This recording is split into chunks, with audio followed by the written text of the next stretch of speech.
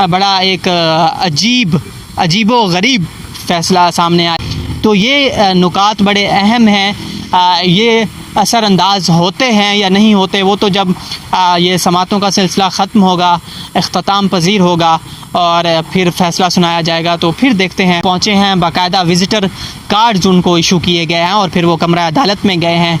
तो जस्टिस तारिक महमूद जहांगीरी की दाएं जानिब जस्टिस मोहसिन अख्तर कियानी और जस्टिस एजाज़ इसहाक़ ख़ान बैठे थे और बाएं जानिब जस्टिस बाबर सत्तार और जस्टिस समन रफ़त बैठे थे। और ये दूसरी जो कुर्सियां लगी होती हैं कमरा अदालत में, दूसरी लाइन थी, उसमें ये मुअज़्ज़िज़ जजेस बैठे थे। और ये तो वक्त बताएगा, ये तो जस्टिस अमीनुद्दीन ख़ान डिसाइड करेंगे, जो कि एक बहुत अच्छा दिमाग है पाकिस्तान की अदलिया का और सबसे बेहतरीन दिमाग है। यकीनी तौर पर आपका वक्त ज़ाय नहीं हुआ होगा, कुछ ना कुछ आपको मालूमात मिली होंगी। तो एक शेर याद आया है कि बादज़ विसाल आँखें खुली रह गई मेरी, आदत जो हो गई थी तेरे इंतज़ार की। अब 26वीं आइनी तरमीम के बाद अदालत से, ख़ास तौर पर आइनी बेंच से इंसाफ मिलने का कितना ही यकीन रह गया है इस कौम को, कितनी उम्मीद बाकी रह गई है इस कौम को। और ख़ास तौर पर वो जजेस जो कि इस सिस्टम का हिस्सा हैं और वो जानते हैं कि ये सिस्टम किस तरह से चलाया जा रहा है और ख़ास तौर पर 26वीं आइनी तरमीम के बाद किस तरह से कंट्रोल कर लिया गया है इस सुप्रीम कोर्ट को और दीग हाई कोर्ट्स को, और इंसाफ के निज़ाम को किस तरह से कंट्रोल कर लिया गया है। लेकिन फिर भी इस्लामाबाद हाई कोर्ट के 5 जजेस आज एक दफ़ा फिर सुप्रीम कोर्ट की दहलीज़ पर पहुँचे। इंसाफ की तारीख़ के सबसे अजीम तरीन जज, पाकिस्तान की तारीख़ के, पाकिस्तान की अदलिया के सबसे अजीम तरीन जज, जिनको इस सिस्टम ने आइनी बेंच का सरबराह लगाया, अजीब फ़ैसला सुनाया गया है, जो कि अनएक्सपेक्टेड फ़ैसला सुनाया गया है आज जस्टिस अमीनुद्दीन ख़ान के आइनी बेंच ने। और जस्टिस तारिक महमूद जहांगीरी को बहाल कर दिया है बाकायदा आइनी बेंच ने, जो कि इट्सेल्फ एक हैरान कुन फ़ैसला तो है। लेकिन देखना यह है कि फिर आगे क्योंकि अभी समातों का सिलसिला जारी है, कल एक और समात होनी है। जस्टिस तारिक महमूद जहांगीरी को जुडिशल वर्क के लिए तो बहाल कर दिया गया है और जस्टिस तारिक महमूद जहांगीरी इस फ़ैसले के बाद जब बाहर आए हैं कमरा अदालत से, मीडिया से गुफ्तगू की है, तो उन्होंने ये बताया है कि मैं अभी आज ही सुप्रीम कोर्ट जा रहा, high court, Islamabad high court जा रहा हूँ और अपने काम का बाकायदा आगाज़ कर रहा हूँ। और जब फ़ैसला सुनाया गया तो उसमें फ़रीक़ैन को नोटिस जारी किए गए और अटॉर्नी जनरल ऑफिस को नोटिस जारी किए गए और कल के लिए ये समात मुलतवी की गई है। तो समात का सिलसिला जारी रहेगा। इस पर दलाइल मांगे गए हैं दोनों फ़रीक़ैन से। एडवोकेट मुनीर मलिक अदालत में आए हैं और उन्होंने जस्टिस जमाल ख़ान मंदोखेल के सामने एक बड़ा दिलचस्प दलील पेश की अपने दलाइल में। उन्होंने कहा कि आप ही अपने एक फ़ैसले में ये कह चुके हैं कि एक जज दूसरे जज के ख़िलाफ़ रिट जारी नहीं कर सकता। तो उस पर जस्टिस जमाल मंदोखेल ने कहा कि नहीं, वो एक अलग केस है, उस मुकदमे के हक़ाइक़ अलग हैं।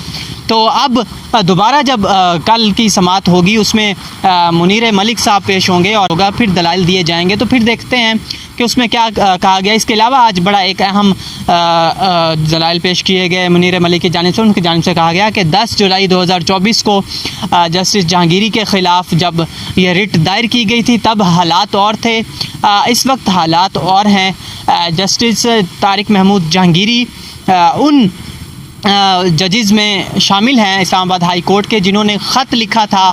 फिर उसके अलावा ट्रांसफ़र का मामला भी उठाया गया कि इस्लामाबाद हाई कोर्ट में जिन जजेस की ट्रांसफ़र की गई उसके ख़िलाफ़ फिर जजेस सुप्रीम कोर्ट में आए, तो ये जज साहिब उन जजेस में शामिल थे। और जिस मुअज़्ज़िज़ बल्कि जिन मुअज़्ज़िज़ जजेस साहिबान ने ये फ़ैसला दिया है जुडिशल वर्क से रोकने का, उन्हीं जजेस के ख़िलाफ़ तो सुप्रीम कोर्ट में आए थे ये 5 मुअज़्ज़िज़ जजेस साहिबान। जस्टिस तारिक महमूद जहांगीरी उनमें शामिल हैं, जस्टिस बाबर सत्तार, जस्टिस सरदार एजाज़ इसहाक़ ख़ान, जस्टिस मोहसिन अख्तर कियानी और जस्टिस समन रफ़त इम्तियाज़।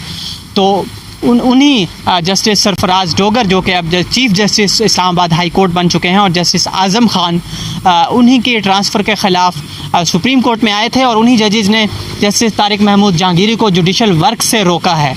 तो ये नुकात बड़े अहम हैं। ये असरअंदाज होते हैं या नहीं होते, वो तो जब ये समातों का सिलसिला ख़त्म होगा, इख्तिताम पजीर होगा और फिर फ़ैसला सुनाया जाएगा, तो फिर देखते हैं कि ये पॉइंट्स उठाए गए हैं मुनीर मलिक की जानिब से, ये कितने अहम साबित होते हैं। तो बहरहाल आज बड़ा एक अजीबो गरीब फ़ैसला सामने आया है जस्टिस अमीनुद्दीन ख़ान की आइनी बेंच से, जो कि एक गैर मुतवक्के भी कह सकते हैं कि जस्टिस जहांगीरी के ख़िलाफ़ बज़ाहिर एक पूरा सिस्टम इस वक्त काम कर रहा है, सिंध से लेकर इस्लामाबाद तक, जिसमें हमने देखा है कि जस्टिस तारिक जहांगीरी की डिग्री को भी जाली करार दिया गया है और बड़ा मुतहर्रिक है सिस्टम। लेकिन वही आइनी बेंच जिसको सिस्टम ने ही बनाया है, जिस सिस्टम ने लगाया है, इससे फ़ायदे ले चुके हैं और आइंदा आने वाले वक्त में भी उम्मीद तो यही है कि सिस्टम को ही फ़ायदा दिया जाएगा, क्योंकि ये बेंच बनाया ही सिस्टम के लिए गया है। तो ये जो जस्टिस तारिक महमूद जहांगीरी को बहाल किया गया है जुडिशल वर्क के लिए, तो ये देखते हैं कि कितना लंबा अरसा तक ये बहाली सस्टेन करती है और ये जो समातों का सिलसिला जारी है, इसमें आगे क्या पेशरफ्त होती है। जस्टिस तारिक महमूद जहांगीरी को रिलीफ फराहम किया जाता है या उनको जुडिशल वर्क से मज़ीद रोका जाएगा, उनके ओहदे से हटाया जाएगा, क्या किया जाता है ये तो वक्त बताएगा। ये तो जस्टिस अमीनुद्दीन ख़ान डिसाइड करेंगे, जो कि एक बहुत अच्छा दिमाग है पाकिस्तान की अदलिया का और सबसे बेहतरीन दिमाग है अदलिया का, जिनको आइनी बेंच के लिए मुंतखब किया गया और उसका सरबराह बनाया गया। तो ये अहम तरीन तारीख़ी मनाजिर हैं बिलाशुबा। इस तरह के मनाजिर सुप्रीम कोर्ट की पाकिस्तान की तारीख़ में इस तरह के मनाजिर बहुत कम देखने को मिले हैं कि इस्लामाबाद हाई कोर्ट के 5 सीनियर तरीन जो हकीकी तौर पर सीनियर तरीन जजेज़ हैं, वो इस तरह सुप्रीम कोर्ट में आए हैं, अपने हुकूक लेने के लिए आए हैं और आज बाकायदा कमरा अदालत में आम साइलिन की तरह आए हैं और साइलिन के गेट से ही आज सुप्रीम कोर्ट में पहुंचे हैं। बाकायदा विज़िटर कार्ड्स उनको इशू किए गए हैं और फिर वो कमरा अदालत में गए हैं। तो जस्टिस तारिक महमूद जहांगीरी की दाएं जानिब जस्टिस मोहसिन अख्तर कियानी और जस्टिस एजाज़ इसहाक़ ख़ान बैठे थे और बाईं जानिब जस्टिस बाबर सत्तार और जस्टिस समन रफ़त बैठे थे। और ये दूसरी जो कुर्सियां लगी होती हैं कमरा अदालत में, दूसरी लाइन थी, उसमें ये मुअज़्ज़िज़ जजेस बैठे थे और ये आज का अहम तरीन समात हुई है और अहम तरीन फ़ैसला सामने आया है बहाल करने का। तो देखते हैं कि वक्त क्या रंग दिखाता है मज़ीद। अगर अब तक आपने वीडियो देखी है तो यकीनन आपको वीडियो पसंद आई है, कुछ ना कुछ आपको सीखने को मिला है और यकीनी तौर पर आपका वक्त ज़ाय नहीं हुआ होगा, कुछ ना कुछ आपको मालूमात मिली होंगी। तो सब्सक्राइब, लाइक और शेयर लाजमी करें, कमेंट करें अगर आप कोई अपनी राय देना चाहते हैं। बहुत शुक्रिया।